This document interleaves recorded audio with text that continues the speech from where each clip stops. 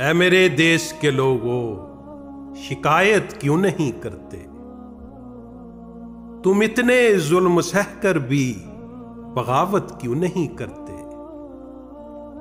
ये जागीरों के मालिक और लुटेरे क्यों चुने तुमने? तेरे ऊपर तुम ही जैसे हुकूमत क्यों नहीं करते? ये भूख इफलास तंग दस्ती तुम्हारा ही मुकद्दर क्यों?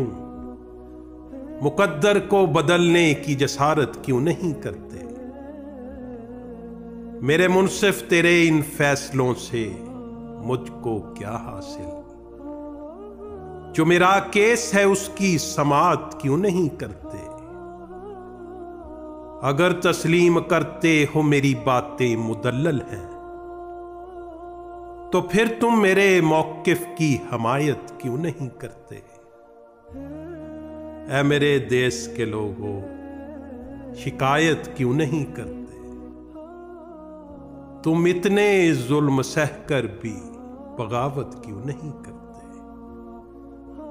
तुम इतने जुल्म सहकर भी बगावत क्यों नहीं करते?